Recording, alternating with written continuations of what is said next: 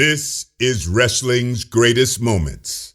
Hey now, wrestling fans. Whether you knew him as Soul Train Jones, Virgil, Curly Joe, or Vincent, Mike Jones brought something special to the ring whenever he appeared. Sit back as Wrestling's Greatest Moments looks at the life and times of Virgil. Before we get started though, don't forget to subscribe to our channel and hit that notification bell so you don't miss a single video.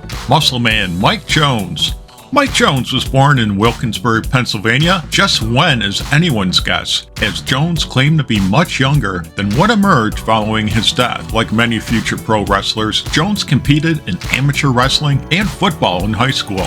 His love for bodybuilding led to a chance meeting with WWF superstar Tony Atlas, who told him he might want to look into the grappling game. According to an obituary at PW Insider, Jones trained with WWF superstar Alpha, Memphis Heat.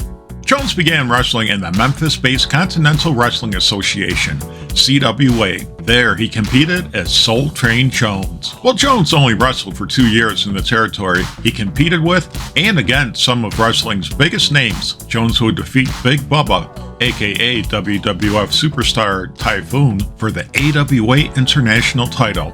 Soul Train honed his skills battling veterans such as Austin Idol and Tommy Rich, and later teamed with WWE Hall of Famer Rocky Johnson to win the AWA Southern Tag Team title. The two would later drop the belts to Chick Donovan and Jack Hart, aka Barry Horowitz. Everybody has a price. In 1986, Jones entered the WWF, working a match against Paul Mr. Wonderful Orndorff as Luscious Brown. There were bigger things in store, however. Jones was paired with $1 Million Man Ted DiBiase, serving as the affluent heel's bodyguard, Virgil.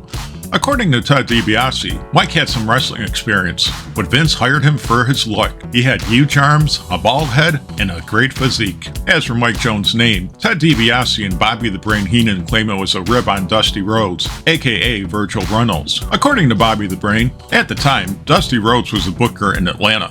He was burying everybody who was working in New York, so they needed a name for DiBiase's servant. I said, how about Virgil? Ted's finisher, the $1 Million Dream, where he put his opponents to sleep, was named after Dusty. He called himself the American Dream. We got to kick Dusty in the balls twice. It was a good rib on Dusty. Not that he wouldn't do it to us if he could. It was good fun. While WWE producer and writer Bruce Pritchard has repeatedly denied the Virgil name was a rib on Dusty Rhodes, it's hard to take Pritchard's comments seriously in light of this evidence. Virgil played the strong silent type, sneering in the background while DiBiase cut a promo. Virgil also carried copious amounts of cash for DiBiase, dispensing it whether the $1 Million Man was paying a fan to do something humiliating or showing off his wealth. Vince McMahon wanted to make the public believe DiBiase was as wealthy as he claimed, which made for some interesting encounters with DiBiase and Virgil. According to DiBiase, McMahon instructed him, go to a restaurant, have Virgil with you, and just get up and announce yourself and say, folks, it's your lucky day. I'm the $1 Million Man from WWF, and I'm picking up your tab. Have Virgil get everyone's ticket, throw down some hundreds, have Virgil get the receipt, bring the receipt back to the office, we replenish it. I only did that a couple times. Like any good heel associate, Virgil wasn't afraid to interfere in DiBiase's matches, or matches that benefited DiBiase. Andre the Giant challenged Hulk Hogan for the WWF Championship on the primetime special, the main event. Virgil distracted Hulk Hogan as the Hulkster was about to drop a leg drop onto Andre. Virgil also teamed with DiBiase and wrestled in singles matches. During a 2006 interview with WWE.com, Virgil looked back on his time with Ted DiBiase. It was the greatest experience of my life, said Virgil. Ted DiBiase's quality as a wrestler was matched only by Ted DiBiase's quality as a man. We were together every day for years, and we never had a single fight. It was two men getting along as gentlemen, professionals, and friends. Together, we were the greatest act in sports entertainment. DiBiase once reflected on his time working with Virgil, pointing out they got along very well. Virgil and I became good friends. He was a heck of a nice guy, and we spent a lot of time together. According to DiBiase, Virgil avoided the many pitfalls of the road, such as drugs and alcohol, and he was always on time. It was a good relationship in all ways except one. Temperature. A heated rivalry. Despite their friendship, Virgil and DiBiase found themselves in a hot situation that made it obvious they couldn't room together while on the road. In his memoir, Ted DiBiase, the $1 Million Man, DiBiase recalls, we initially thought that it would be a good idea to room together on the road.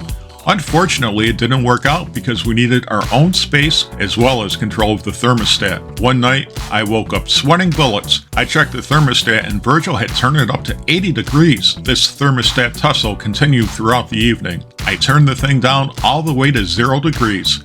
I am a big guy and enjoy sleeping in cool temperatures. I got up in the morning and couldn't even see Virgil in his bed. He was buried under blanket on top of blanket.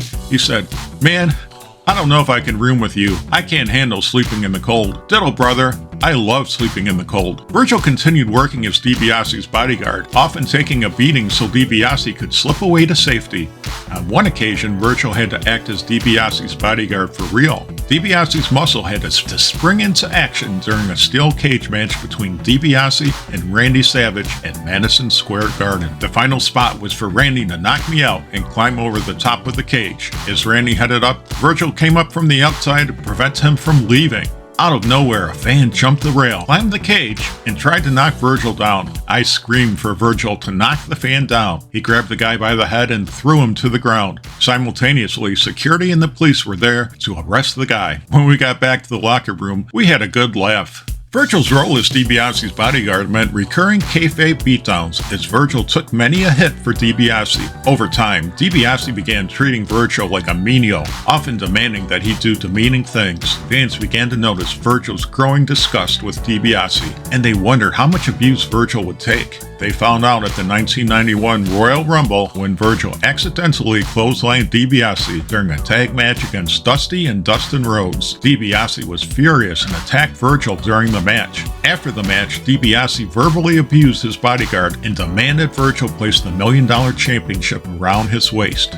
However, Virgil dropped the title on the ground, giving DiBiase the stink eye. Virgil finally picked up the title, only to clobber DiBiase with the belt. The angle had been brewing for months, and the payoff was huge as fans rallied behind Virgil. Fans learned that Virgil had put up with DiBiase's abuse for years because he had to earn money for his sick mother. Rowdy Roddy Piper became friends with Virgil, sharing wrestling pointers with him. Virgil would need them at WrestleMania 7 when he faced DiBiase. Virgil defeated DiBiase by countout, but things were just beginning. At SummerSlam, Virgil pulled off a major upset when he defeated DiBiase to become the new $1 Million Champion. Although DiBiase ultimately regained the title, with an assist from Repo Man, Virgil was now a bona fide WWF superstar. Unfortunately, was largely used as enhancement talent. That didn't keep him from appearing on pay-per-views, and he was firmly entrenched as a jobber to the stars. A wrestler who beat curtain jerkers, but usually lost to anyone getting the slightest push. That didn't stop the fans from cheering him, or Virgil earning the professional respect of Bret the Hitman Hart. In November 1992, Bret the Hitman Hart defended the WWF Championship against Virgil, defeating the challenger with his sharpshooter submission hold. The match ended on a note of sportsmanship as Virgil and Bret shook each other's hands. Heading to WCW, Jones joined World Championship Wrestling as the New World Order's Director of Security, Vincent. An obvious dig at the WWF's Vince McMahon. At the time, Ted DiBiase arrived in WCW, claiming to be the financier behind the collection of former WWF stars looking to take over WCW. DiBiase didn't stick around long, but Vincent remained in the group, serving as muscle, but occasionally wrestling. Vincent had mixed success in both singles and tag team matches. He teamed with several NWO members, including Six, Stevie Ray, and Randy Savage. Once again, Jones found himself in a great situation thanks to his relationship with Ted DiBiase, who helped him land the WCW gig. As Jones remembers, "The experience was great. I went from one great gimmick as the bodyguard for the $1 Million Man to the head of security for the hottest faction in professional wrestling, the NWO." In addition to his NWO run, Jones also had a notable run as Curly Joe, a member of the West Texas Rednecks. Jones joined Kurt Hennig, Barry Windham, Kendall Windham, and Bobby Duncombe Jr. in a group that was supposed to be heels, but that proved popular with fans, especially when they released the song "Rap is Crap, I Hate Rap." Like many WCW stars, Jones was involved in some bizarre angles, including his role as Shane, the bodyguard for Creative Control, and a short-lived role as Ernest the Cat Miller's manager. Moving to mathematics, after WCW folded, Virgil made occasional appearances on the indie circuit. He also began a new career teaching mathematics. At least that's what he told WWE.com in a 2006 interview, when he explained how the wrestling industry prepared him for teaching. On the road, you learn how to respect people. That as a lesson can be useful for my students or any students. WWE is a first-class organization, and while there, you learn how to become a first-class individual. You learn how to control yourself in different situations, how to act around people, how to bite your tongue, and how to turn the other cheek and walk away. All that stuff translates to the real world. However, there is some question about whether Virgil taught math. Sports Illustrated's Dan Green would report in 2015 that Virgil said that he then taught math and science at Central Catholic High in Pittsburgh, where he lives, but a woman in the school's business office and PR office said they had no record of a Mike Jones having taught there. Whether or not Virgil taught, he did return to wrestling, returning to the ring. Like many wrestlers, Virgil occasionally returned to the ring. While he often appeared on the indie shows, he appeared on the national stage several times. In the spring of 2010, he served as Ted DiBiase Jr.'s bodyguard and even teamed with the new $1 Million champion on Raw. However, DiBiase Jr. fired Virgil after he lost the match. Virgil surprised fans when he showed up on AEW Dynamite in November 2019, appearing in a video for Chris Jericho, where he praised Jericho's talent as unlimited like Olive Garden's breadsticks. He also appeared on the November 27th episode, participating in Chris Jericho's Thanksgiving Thank You celebration for Le Champion and partaking in a little bit of the bubbly. Lonely Virgil. Virgil's life took a turn for the bizarre when he began appearing for autographs and fans attending conventions. These fans noticed few or no people were willing to pay for his autograph. This led to radio personality Sam Roberts creating the term Lonely Virgil. Sports Illustrated's Dan Green described the phenomenon in a 2015 article. In 2012, satellite radio personality Sam Roberts began collecting such images on a Tumblr called Lonely Virgil. That summer, a Deadspin post declared Virgil the single saddest former pro wrestler, linking the Tumblr gallery of nothing but photos of the poor looking bored and alone, waiting for someone to come over. That post began the site's Virgil Bag, where writers could submit stories of their encounters with Jones at Coney Island or in mall food courts, during which Jones often regaled them with tall tales, made overtures to women, and hawked his photos. A full-blown meme was born. Virgil would comment on the Lonely Virgil gimmick. "Hell man, I was never lonely. I was just out there trying to make a buck. Being the slave of a guy on TV didn't necessarily allow me to make a living off my TV time, so I had to be creative. Since I am a genius, I went to the Comic-Cons well before anyone did. Now look, I have made my industry so much money." A less humorous aspect was Virgil's relationship with his old partner Ted DiBiase. In 2016, DiBiase told ESPN he, Virgil, was calling promoters trying to book both of us, knowing that I wasn't at. Everywhere he goes, he has a big banner that has a picture of both of us on it, advertising the $1 Million Man and Virgil.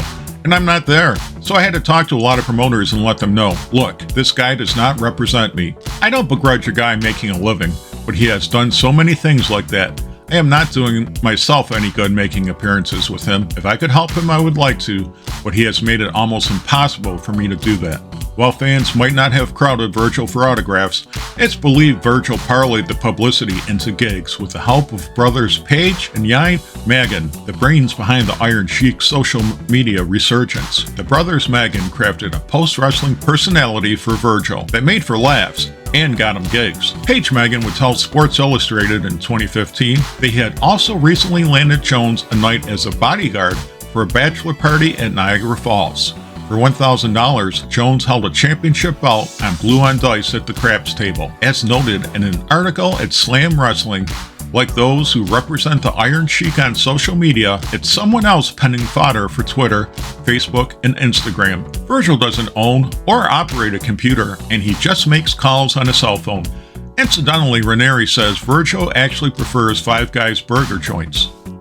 The Lonely Virgil meme may have led to Mattel commissioning a Virgil action figure. While a Virgil action figure seems like a good idea due to Virgil's affiliation with the $1 Million Man, the figure included a Virgil WWE superstar sign that fans saw as an obvious reference to the Lonely Virgil meme. Unfortunately, health problems began to take their toll on Virgil. In 2022, Virgil was diagnosed with dementia. He also suffered 2 strokes. Although there were rumors that Virgil battled cancer, his sister has denied this. Referee Mark Charles III, one of many people who had been helping Virgil deal with health problems, posted the following news on Facebook. My dear friends, it is with great sorrow that I bring news from the Jones family of the passing of our beloved Michael Jones, whom we know and loved as Virgil, Vincent Soul Train Jones, and more. Virgil passed peacefully at the hospital this morning, and I ask that you pray for him and for his family. May his memory be eternal. What do you think of Virgil's life and times? Share your thoughts in the comment section and let us know if there's any videos you'd like Wrestling's Greatest Moments to cover. In the meantime, subscribe to our channel, follow us on X and Instagram, and spread the good news about Wrestling's Greatest Moments, the channel that celebrates the squared circle.